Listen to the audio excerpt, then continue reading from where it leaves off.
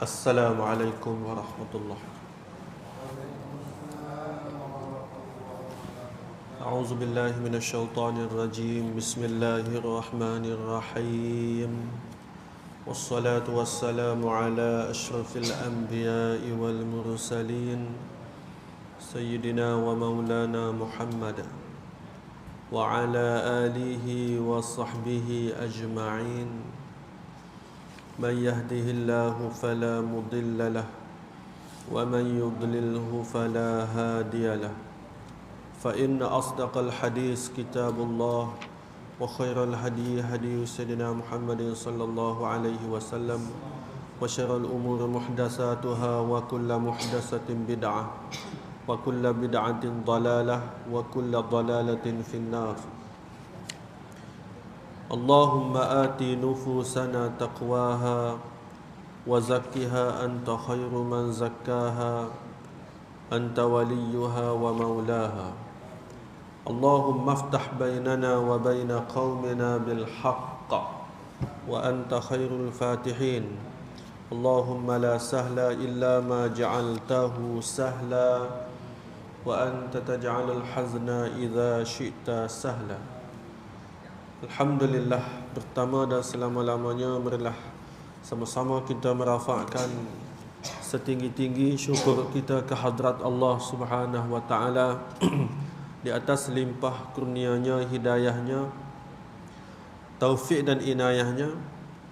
Allah Subhanahu wa taala masih lagi memberi peluang dan kesempatan kepada kita semua pada malam ini, sehingga mana dapat sama-sama kita hadir meluangkan masa mengimarahkan rumah Allah Subhanahu wa taala yang maha mulia ini dengan kita menunaikan salat dengan berjamaah. Lebih-lebih lagi kita dapat meluangkan masa berada dalam majlis ilmu yang sangat diberkati dan dirahmati oleh Allah Subhanahu wa taala. InsyaAllah pada malam ni kita akan sambung lagi kuliah kita dalam kitab Penawar Bagi Hati. Itu di muka surat yang ke-52 lah.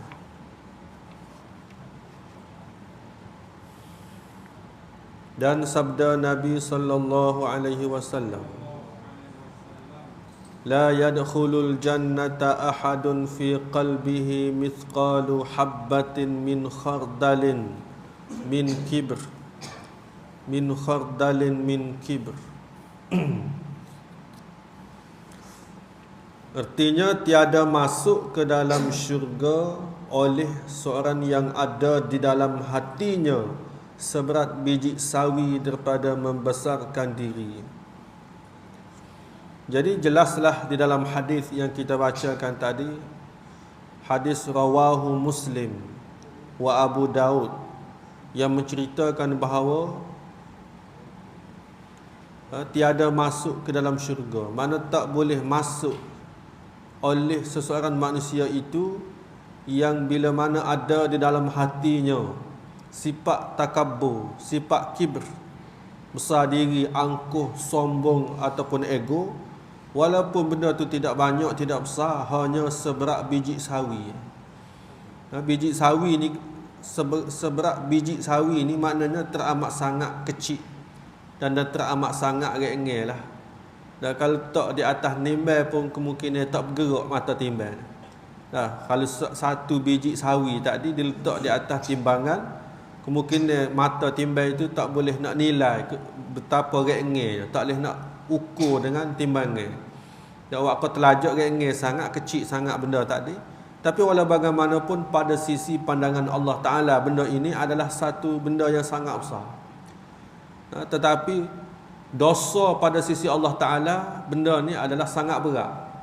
Sampai tahap Nabi sebut dalam kitab hadis dia, dalam hadis rawahu Muslim tadi, sehingga mana tak boleh masuk syurga nah. Bila tak boleh masuk syurga, ini satu kes yang sangat berat lah. Satu benda yang sangat besar, sangat berat hukumnya, sahabat tak boleh masuk syurga. Bila tak boleh masuk syurga, sudah pasti dah orang tadi dalam neraka. Jadi sesuatu benda ni kalau amalan ni nak sebut walaupun seberat biji sawi je pakar dalam neraka dah, maknanya benda ni benda yang sangat berat. Takih yang sangat berat.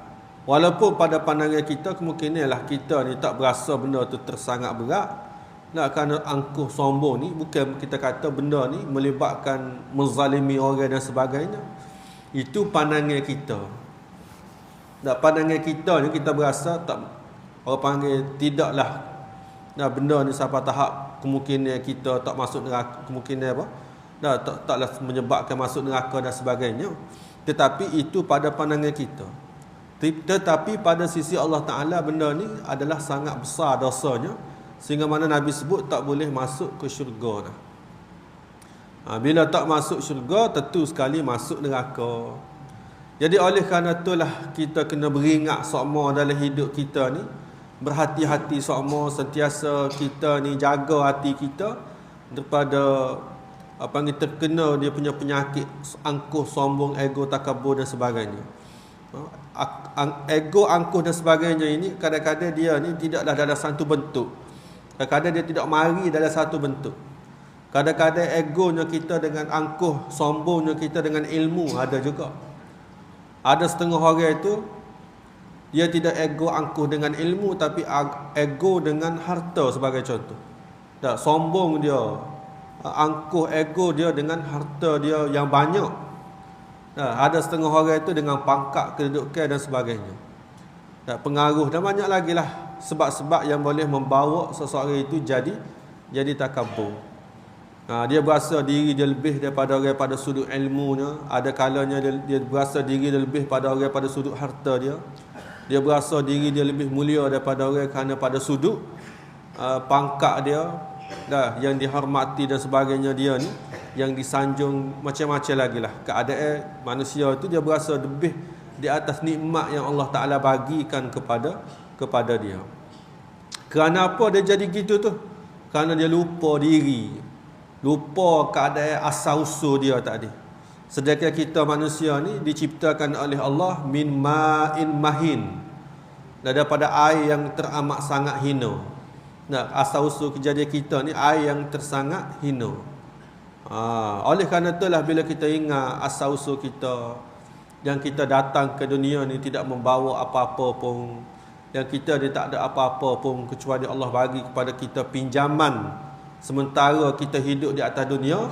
Tiba-tiba kita ego dengan Allah bagi pinjam. Kita ego dengan harta yang disebut sebagai pinjaman. Ni tak patutlah. Kita pergi pinjam kereta Mercedes. Tiba-tiba kita berasa agah dengan kereta besar kita naik tadi. Padahal kereta pinjam je. Sebagai contoh lagu itulah, barang yang kita pinjam tak patutlah kita nak ego dan angkuh. Dan semua benda harta yang Allah bagikan kepada kita di atas dunia hari ini, semuanya itu disebut sebagai pinjaman daripada Allah Ta'ala. Tak usah kata harta benda, hatta diri kita sendiri pun hak milik Allah Ta'ala. Kita sebut inna lillah. Inna maksudnya inna, sesungguhnya kami. Inna, sesungguhnya kami, lillah ay milkun lillah, sesungguhnya kami ini adalah milik Allah. Bila kita milik Allah, harta benda kita lagi-lagilah milik Allah. Kerana diri kita ni pun milik Allah dah, apatah lagi apa yang kita milik lagilah hak milik Allah. Cumanya Allah bagi kita ni pinjam sementara waktu, sementara kita hidup di atas dunia. Allah Ta'ala nak tengok dengan harta benda, dengan kesenangan, dengan nikmat yang Allah bagikan kepada kita ini, nak tengok sejauh mana kita ni ingat kepada Allah, sejauh mana kita bersyukur dengan nikmat Allah, sejauh mana kita ini patuh dan taat kepada perintah Allah, dengan tingkah laku kita, dengan perangai kita, dengan tutur kata kita. Adakah semua itu membetuli dengan kehendak Allah Subhanahu Wa Ta'ala? Jadi dalam hadis ni jelas dan nyatalah bagi kita. Tak payah kita nak takwil, nak tafsir, nak berapa, kerana hadis ni jelas. La yadkhulul jannah. Nabi sebut dalam perkataan yang begitu sekali, mudah untuk kita fahami apa dalam keadaan kita sekalipun. Orang kampung, orang bandar, orang ngaji tinggi, orang tak mengaji, boleh faham lalu dah hadis hak Nabi sebut tadi.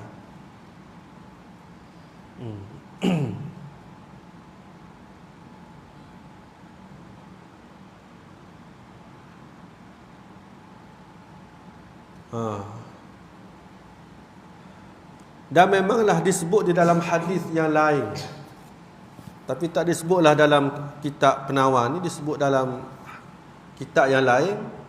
Pernah Rasulullah sallallahu alaihi wasallam bersabda, "Inna ahlan nar kullu ja'zariyin jawazin mustakbirin jamma'in manna'in wa ahlul jannati ad-du'afa al-maghlubun." Tengok. Dalam hadis yang kita baca tadi, penghuni neraka ni adalah daripada kalangan orang yang angkuh, ego dan sombong. Nah, bila Nabi sebut tak masuk syurga, tak usah fikirlah mana lagi nak hidup. Nah, kerana bila akhirat esok, lepas daripada dunia ni, dua golongan sahaja. Fariqun fil jannah wa fariqun fis sa'ir. Ada satu golongan ke syurga dan ada satu golongan yang kedua adalah ke neraka. Dia tak ada orang panggil al-manzilatu bainal manzilatain. Tidak ada satu tempat di antara neraka dan syurga. Bila tak ada dalam neraka, duduk dalam syurga. Bila tak ada dalam syurga, dalam neraka. Dua tempat tu je. Jadi bila Nabi sebut tak boleh masuk syurga, tertudah dan neraka, maka kita tahu bahawa ahli neraka ni ramai di dalamnya daripada orang yang angkuh, ego dan sombong. Samalah dengan hadis yang kita baca tadi, inna ahlan nar kullu ja'zariyin jawazin mustakbir. Sesungguhnya kata Nabi, penduduk neraka ni adalah semua orang yang kasar, lagi kerah, orang yang bergaya sombong ketika berjalan. Gaya dia kita boleh tengok dah, nampak dia punya angkuh dan sombong dia ketika mana dia berjalan. Orang yang sombong, orang yang banyak mengumpulkan harta, orang yang sangat bakhil. Adapun penduduk syurga adalah orang yang lemah dan tidak berupaya. Kebanyakan lagu itulah, walaupun tidak semua, tetapi begitulah orang dalam syurga ni, kebanyakan orang-orang yang lemah, orang yang tidak disebut sebagai mendapat kesenangan atas dunia dan sebagainya.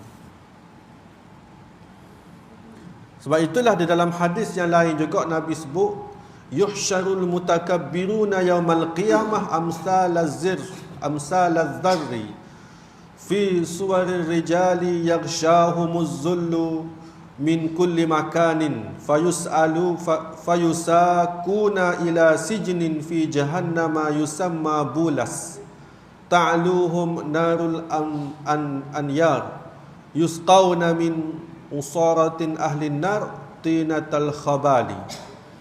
Hadis riwayat Ahmad, Bukhari dalam kitab Adabul Mufrad dan Imam At-Tirmizi.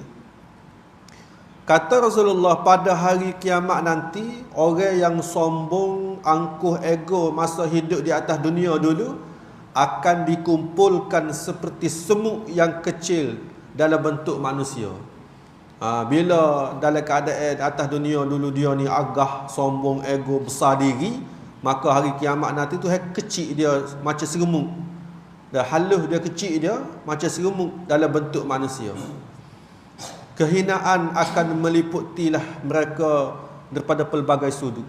Maka dalam keadaan itu dia dibangkitkan oleh Allah, dahlah dalam keadaan kecil macam seremuk, dah dalam bentuk manusia tapi kecil pun seremuk. Dan Allah Ta'ala jadikan orang yang ego tadi, pelbagai sudut dia ni dalam kehinaan. Tak tahulah lagu mana Allah menghinakan dia pada hari kiamat nanti, atau jatuh air muka dia pada hari kiamat nanti. Mereka akan diiringi menuju sebuah penjara di dalam Jahannam yang bernama Bulas. Nama neraka, nama satu penjara. Dalam neraka ni pun ada jara juga. Kalau kita kata nak pergi mana dah, dalam neraka ni dah kita kata seksa dah. Dalam neraka ni ada pula disebut penjara yang ada di dalam neraka. Neraka tu pun teruk dah, pak kurung pula dalam satu penjara yang di dalam neraka itu, nama penjara itu Bulas. Api neraka yang sangat panas akan membakar mereka. Mereka akan diberi minum dengan nanah penduduk neraka. Dah Tuhan ni, malaikat ni akan kutip ambil nanah-nanah hok dalam neraka tadi, dan nanah ahli neraka itulah yang diberikan kepada mereka yang ada dalam penjara tadi sebagai minuman dia. Minuman daripada nanah daripada penduduk neraka tadi. Orang panggil tinatul khabal, ataupun dia panggil lumpur kebinasaan. Nak sebutnya dalam neraka ni, kalau kita kata teruk dah, dahsyat dah siksaan Allah, tetapi orang yang takabur lebih lagi Allah Taala seksa dengan lebih berat lagi. Tu nak sebutnya betapa besarnya orang panggil dosa takabur ni. Jadi kalau kita tak belajar benda-benda lagu ni, kemungkinanlah kita tak terasa benda tu sebagai satu dosa yang besar. Kalau kita duk berasa dosa besar ni, minum arak, zina, curi, bunuh orang, kata orang, maki hamu kat orang dan sebagainya, orang kata dosa tu. Tapi benda ni dalam hati kita, kemungkinan kita tak terasa kerana tidak melibatkan orang. Tidak melibatkan harta orang, tidak melibatkan maruah orang, kita kata tapi walaupun begitu, di sisi Allah Ta'ala benda ni besar. Jadi kalau kita tak belajar, kemungkinan kita akan terlibat dengan dosa takabur tadi.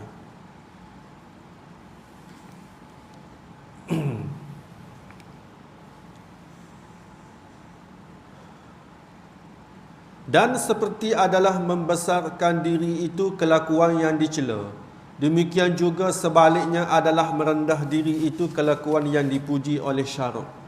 Syarak maknanya agama lah, yang dipuji oleh Islam. Kerana sabda Rasulullah sallallahu alaihi wasallam, ni hadis rawahu Muslim, ma zadallahu 'abdan bi'afwin illa 'izzan wa ma tawadha'a ahadun lillah illa rafa'ahu Allah. Artinya, tiada menambah oleh Allah akan hamba dengan sebab memaafkan kesalahan orang lain, melainkan akan kemuliaan. Mana tak ada yang Allah Ta'ala akan bagi kecuali kemuliaan bagi orang yang sentiasa memaafkan kesilapan orang kepada dia. Dan inilah di antara punca kita dapat ketenangan dalam jiwa bila kita sentiasa memaafkan kesalahan orang lain. Kalau ini di antara Allah Ta'ala akan bagi kedudukan yang mulia, dan Allah Ta'ala akan bagi satu kelebihan yang hebat, iaitu Allah Ta'ala akan memuliakan dia. Dan tiada merendah diri oleh seorang kerana Allah Ta'ala, melainkan meninggikan akan dia oleh Allah Ta'ala. Siapa-siapa yang memang dia ni niat dia kerana Allah Ta'ala, dia ni tawaduk. Tawaduk lawan bagi sifat takabur. Dan mana-mana orang yang tawaduk, kata Nabi, nescaya Allah Ta'ala akan angkatkan kedudukannya. Dengan kata lain, Allah memuliakan dia. Di sini dua keadaan Allah Ta'ala memuliakan. Dua jenis manusia, dua golongan. Yang pertama, Allah Ta'ala memuliakan orang yang sentiasa memaafkan segala kesilapan orang. Dan yang kedua, Allah Ta'ala akan memuliakan, akan meninggikan kedudukan, memuliakanlah jugalah kita kata, kepada orang yang sentiasa tawaduk dia dengan Allah Ta'ala. Jadi dua sifat ini Allah Ta'ala reka sekali, Allah Ta'ala satukan dalam satu hadis yang kita bacakan tadi. Hadis ni hadis sahih, riwayat Muslim. Jadi nak memaafkan kesilapan orang lain ni adalah satu pengorbanan jiwa yang sangat besar lah. Kadang-kadang kita nak memaafkan ni bila orang itu buat salah kepada kita, bila orang itu menyakiti hati kita, ataupun orang itu menzalimi kita, ataupun harta kita dan sebagainya, nak ambil harta kita, macam-macam lah keadaan orang buat salah lah. Buat salah pada kita, kebanyakan payah untuk kita memaafkan. Kecuali dengan kesabaran kita, dengan hati yang begitu berlapis dada kita dan sebagainya, Oleh kerana itulah benda yang sangat payah dalam agama untuk kita nak tempuhi itu, maka dengan sebab itu Allah Ta'ala akan angkatkan kedudukan kita, Allah Ta'ala akan bagi kelebihan pada kita. Dan sifat pemaaf ini adalah salah satu daripada sifat yang boleh menenangkan hati kita, boleh menenangkan jiwa kita. Kalau kita tidak maafkan kesilapan orang lain, kesalahan orang lain atas diri kita, di situlah yang menyebabkan kita ni akan jadi serabut. Dan menyebabkan kita ni hidup jadi tidak tenang. Istilah orang panggil duk bekok dalam hati lah. Dan hati kita sentiasa duk berdebar sokmo. Dan jantung kita kemungkinan bergerak tu laju. Kenapa? Kerana kita ni nak marah. Bila kita ni nak marah, kenapa? Kerana ada yang buat salah pada kita. Dan kita tidak maafkan kesilapan dia. Dengan sebab itulah kita rasa sakit hati. Dah, kita rasa sakit hati, kita rasa nak marah kepada dia. Itulah punca daripada penyakit-penyakit yang datang dalam diri kita. Penyakit jantung lah, kecil manis, darah tinggi, tak macam-macam lah. Penyakit-penyakit strok, macam-macam lah penyakit yang datang bila kita ni stres. Bila kita ni serabut, itulah punca bagi penyakit. Doktor pun memanglah lagu tu. Dia kata gitulah punca penyakit ni kebanyakan bila kita stres. Bila tubuh kita jadi lemah. Kerana lemah tu kerana apa? Kerana kita duk mikir banyak benda-benda yang tak patut kita fikir.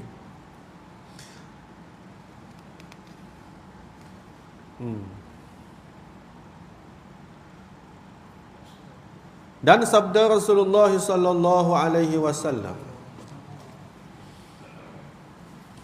Ni hadis yang lain daripada Sayyidina Muaz bin Anas.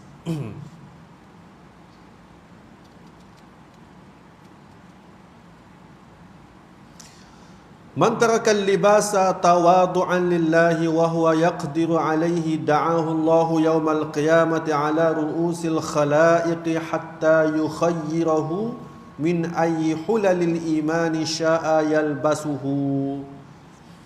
Ni. Artinya barang siapa meninggalkan ia akan memakai pakaian yang elok kerana merendah diri kerana Allah Ta'ala pada ketika kuasa ia atasnya. Nescaya menyeru akan dia oleh Allah Ta'ala pada hari kiamat atas kepala sekalian makhluk hingga memberi pilih ia daripada barang mana segala hillatu iman menghendaki ia akan dia memakai hillatul iman. Dikehendaki dengan menyeru atas kepala sekalian makhluk bahawa memasyhurkan akan dia oleh Allah Ta'ala antara sekalian manusia dan bermegah-megah Allah Ta'ala dengan dia. Dan makna hillatu itu dua helai kain yang baru, iaitu selendang dan kain yang dipakai di pinggang. Ini satu kemuliaan daripada Allah Subhanahu wa Ta'ala yang kita bacakan daripada maksud dia tadi. Maknanya kalau ada di kalangan manusia ni, tak kiralah sesiapa sahaja yang mana dia tadi, yang sengaja tidak memakaikan pakaian yang boleh membawakan kepada diri dia tadi kepada angkuh ego dan sombong. Mana sesiapa yang tidak memakai man tarakal libas. Man makna sesiapa, taraka meninggalkan, al-libas makna pakaian. Yang disebut sebagai pakaian ini makna pakaian yang boleh membawa kepada seseorang itu jadi takabur. Tak kiralah pakaian yang dengan harganya mahal ke, dengan kualiti kain yang sangat baik ke, ataupun kita sebut sebagai satu gaya hidup bagi orang yang sombong. Tak tahulah jenis pakaian yang lagu mana. Dia semuanya atas hati kita lah. Kalau kita pakai benda tu, kita tak ego dan sombong, tu tak jadi masalah. Yang jadi masalahnya adalah bila mana kita pakai benda tu jadi agah. Serupa pada zaman Rasulullah dulu. Mana Rasulullah larang pakai pakaian yang terlerek. Mana melebihi buku lali tadi, siapa panggil melabuhkan pakaian. Siapa terlerek di atas permukaan tanah. di atas latar, di atas berapa tu, masa tu dilarang. Kenapa? Kerana itulah gaya hidup bagi orang yang sombong, yang angkuh, yang ego. Nah, pada masa Nabi, pada zaman jahiliah dulu, gitulah keadaan orang angkuh. Nak menunjuk kata dia ni orang kaya, nak menunjuk kata dia ni orang mewah, orang banyak harta, dia pakai pakaian telerek labuh, sesek tanah. Dia begah dengan pakaian lagu tu. Nah, kemungkinan sesek tanah tadi, kemungkinan pada masa tu payah kau pakaian, kau tak ada kain ke lagu mana, tak tahulah. Jadi orang pada masa tu, cara kita boleh tengok, check, boleh pastikan orang ni ego dan sombong ni bila dia pakai pakaian labuh telerek atas tanah. Pada masa tu. Kemungkinan kita hari ni tidak jadi lagu tu. Nah, kemungkinan kita akan pakai telerek sesek atas tanah tu, takut kata orang gila pula, tak tahu. Nah, zaman Rasulullah lagu itulah keadaan. Sebab itulah pada zaman Nabi dilarang pakai keadaan mengikut situasi orang sombong. Jenis pada perangai orang sombong dia pakai lagu tu, telerek atas tanah. Sebab tu Nabi larang. Kemungkinan kita hari ni kalau telerek gitu tak jadi angkuh. Tapi tak ada lah pakai gitu.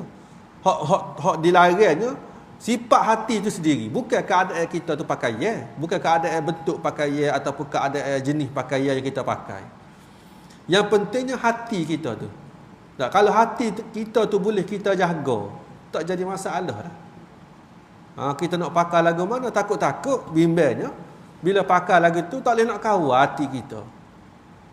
Lebih baik kita mengelak. Itu maksudnya. Dah. Lebih baik kita mengelak daripada sesuatu jenis pakaian yang mana kita pakai boleh membawa kita ni jadi angkuh, ego dan sombong, berasa agah, berasa hebat. Tak tahulah kasut kulit ke, pakai kuk ke, pakai tie ke, sokok ke, apa tak tahulah. Yang pentingnya hati kita tu kita boleh kawal dan jaga. Kalau kita awal-awal lagi berasa tak boleh nak jaga benda tu, baik tak usah pakai lah, pakai yang biasa-biasa. Dalam hadis ni sebut sesiapa yang tidak memakai pakaian yang elok, pakaian yang boleh membawa kepada rasa sombong.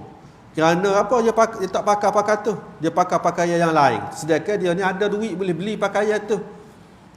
Dia boleh pakai pakaian tu kerana dia ada duit, tapi dia tak pakai. Kerana apa? Kerana dia nak jadi tawaduk. Dia nak supaya hati dia tu rendah diri kerana Allah Ta'ala.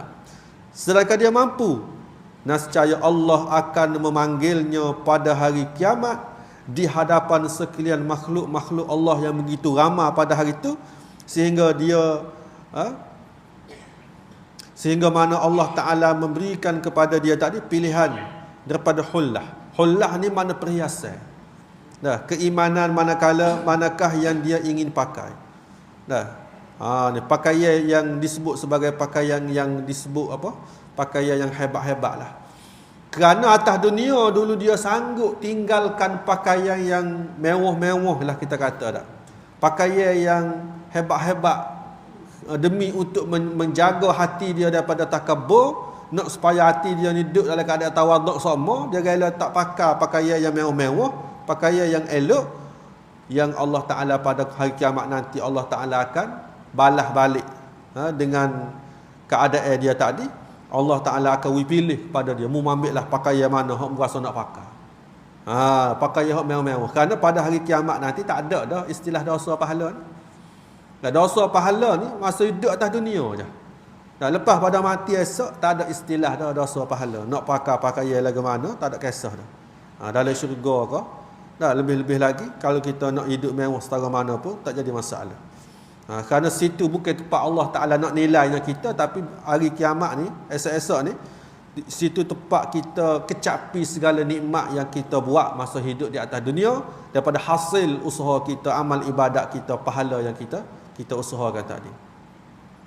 Jadi apa yang dimaksudkan dengan Allah Ta'ala tadi, yang dimaksudkan dengan Allah, apa yang dimaksudkan dengan Allah Ta'ala akan memanggilnya pada hari kiamat di hadapan sekalian makhluk Allah yang ramai tadi, ialah Allah Ta'ala memasyhurkannya dalam kalangan manusia. Mana Allah Ta'ala bersahur ni, Allah Ta'ala rasa bangga dengan orang tadi. Seolah-olah kita katakan Allah panggil dia, mu tengok ni makhluk aku ni, manusia ni rela tinggal daripada pakaian yang mewah semata-mata untuk jaga hati dia tawaduk, maka Allah berbangga dengan dia. Hullah tadi ada dua helai pakaian yang baru. Yang pertamanya selendang dan kain yang dipakai di pinggang. Tu kalau tengok dalam tafsir dia dah, dalam apa? Huraian maksud dia tadi.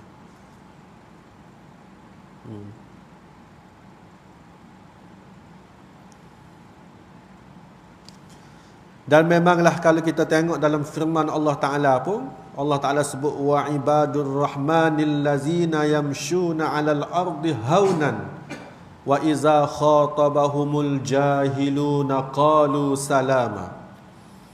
Hamba-hamba Allah Ta'ala ni, Allah Ta'ala kata ialah mereka yang berjalan di bumi dengan sopan santun.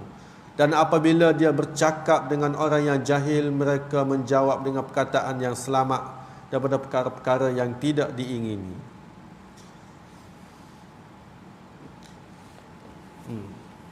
Dan hanya saja adalah membesarkan diri itu sangat besar dosanya, hingga tiada masuk syurga mereka yang ada di dalam hatinya seberat biji sawi daripadanya, kerana ada di bawahnya 3 macam daripada kekejian yang besar.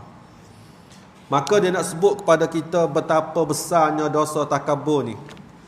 Apa sebab dia jadi begitu sekali besar dosa takabur ni? Dah siapa tak boleh masuk syurga nah. Dah begitu sekali nah. Maknanya dia nak sebut pada kita. Bukti. Dah, bukti kepada kita apakah yang disebut sebagai dosa takabur ni besar sangat. Siapa tak boleh masuk syurga nah. Bab apa? Ni ada ni. Ada panggil 3 macam daripada kekejian yang besar. Di sinilah baru kita yakin, baru kita faham bahawa dosa takabur ni betul sungguhlah. Padahlah Tuhan lepas dalam neraka pun, padahlah tak boleh masuk syurga pun. Tengok dia kata apa. Yang pertama hak nak kata jadi besarnya dosa takabur ni, yang pertama sekali merebut sifat yang tertentu dengan Allah Ta'ala seperti yang tersebut pada hadis yang terdahulu. Sebab dia curi sifat Allah Ta'ala, sebab dia rapah sifat Allah Ta'ala, sebab dia rebut sifat Tuhan. Seolah-olah macam dia curi sifat Tuhan.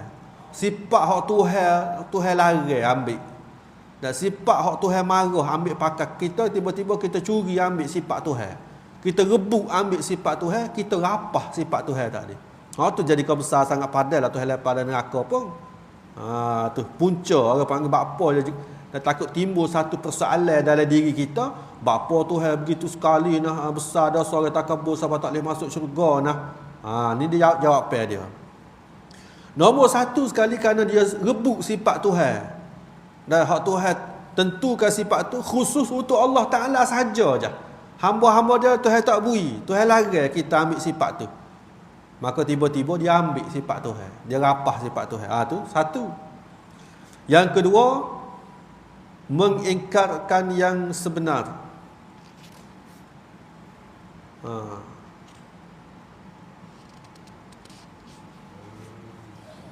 Mengingkarkan yang sebenar dan menghinakan manusia. Itu yang kedua. Maknanya orang yang takabur ni, dia tak boleh terima kebenaran. Orang royak benda seroti pun dia tak boleh terima. Orang nasihat kepada dia pun dia tak boleh terima. Sebab apa? Sebab kalau dia terima nasihat orang, dia berasa hina diri, dia berasa lemah. Takut orang kata dia ni bodoh, macam-macam lah. Takut orang kata dia tak pandai. Oleh kerana tu, nak tutup orang panggil kelemahan diri tadi, dia tak terima nasihat orang, dia tak terima teguran orang. Dia tak terima kebenaran. Ni masalah. Tak terima kebenaran. Menghina ke orang lain pula, terjadi satu masalah lain pula. Sabda Nabi sallallahu alaihi wasallam, rawahu Muslim wa Abu Daud wal Hakim. Al-kibru man batara al-haq wa ghamatan nas. Ni satu hadis. Ni satu gapo orang panggil? Satu hadis Nabi nak sebutnya al-kibr batarul haqqi wa ghamtun nasi. Batarul haqqi artinya bermula membesarkan diri itu perbuatan mereka yang menolak ia akan yang sebenar dan mengingkarkan ia akan dia, akan perkara yang sebenar dan menghinakan ia akan manusia. Ni Nabi pun sebut dalam riwayat Muslim, orang yang takabur ni perbuatan dia adalah menolak akan perkara yang sebenar. Dia tak seterima perkara yang sebenar. Tak seterima perkara yang hak. Ni jadi satu masalah besar sekali orang takabur ni. Dia tak seterima perkara yang benar. Dia menolak perkara yang hak. Wa ghamtun nas, dan dia menghinakan orang lain. Ini satu masalah besar ni.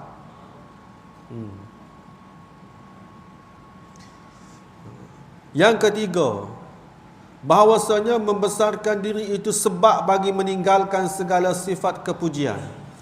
Dengan sebab sombong, ego, angkuh tadi, tak ada habis sifat-sifat baik yang ada pada diri dia. Kerana orang yang membesarkan diri itu tiada kuasa ia kasih bagi manusia. Bila orang itu ego, angkuh, sombong, tak ada mari sifat siabelah kepada orang. Tengok.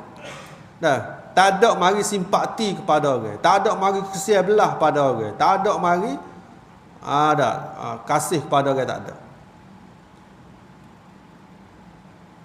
Tiada kuasa ia kasih bagi manusia akan barang yang kasih ia bagi dirinya. Benda kadang-kadang ginilah nak sebut. Keadaan manusia ni, kalau dia ada sifat takabur, dia tak jadi serupa hak Nabi Nuh. Nabi Nuh ni, setiap apa yang kita buat kepada orang, mesti kita kena nilai dulu kalau orang tu buat pada kita. Mana setiap apa yang kita nak buat ke orang, kita fikir dulu. Kalau orang buat kita setuju ke tak? Kita suka ke tak? Kalau kita tak suka orang buat kita tak buat ke orang. Kalau kita suka orang buat kita, baru kita buat ke orang.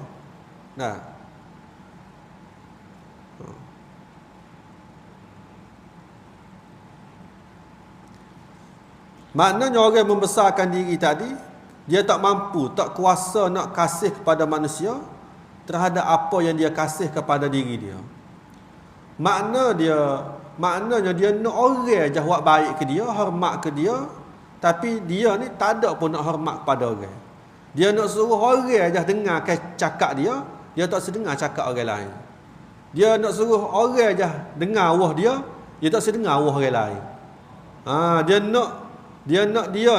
nak orang je dengar nasihat dia tak sedengar nasihat orang lain. Dia nak dia je tegur orang tegur dia tak boleh. Neting lalu. Marah lalu. Tu jadi masalah besar. Dia berasa dia ni perfect. Dia berasa dia ni betul sama.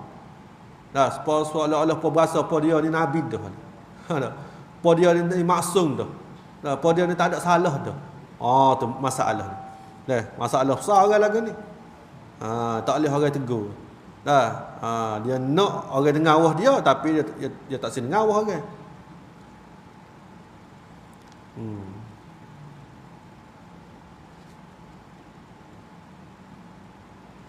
Dan tiada kuasa ia merendah diri, dan tiada kuasa ia meninggalkan marah dan dengki, dan berlemah lembut pada memberi nasihat, dan meninggalkan riak.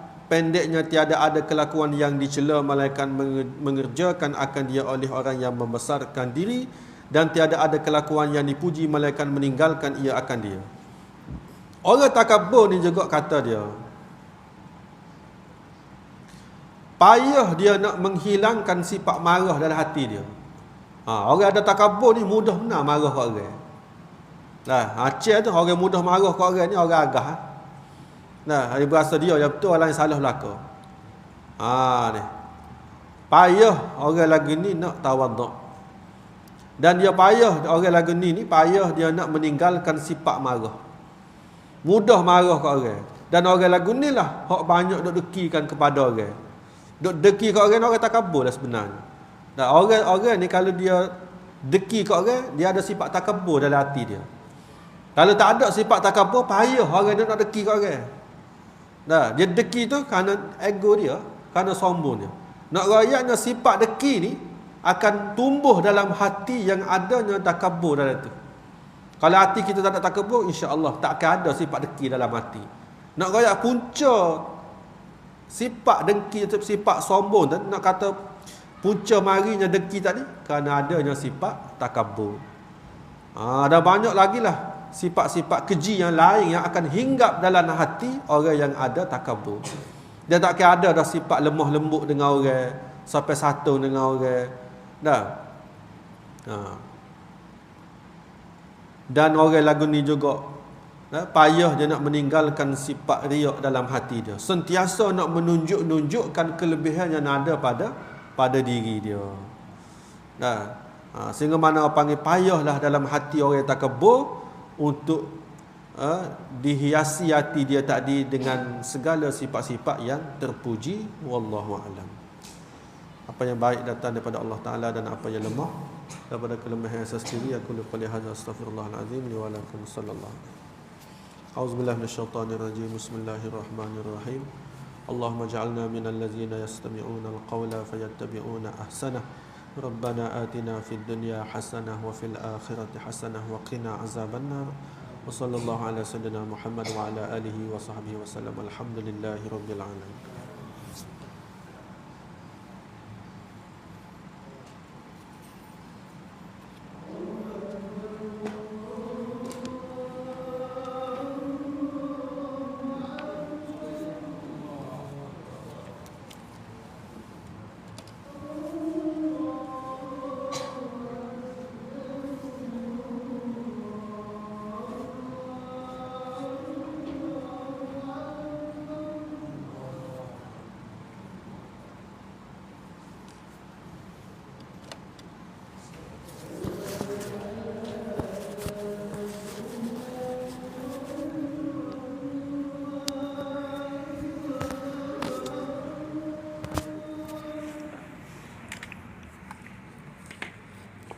Yeah.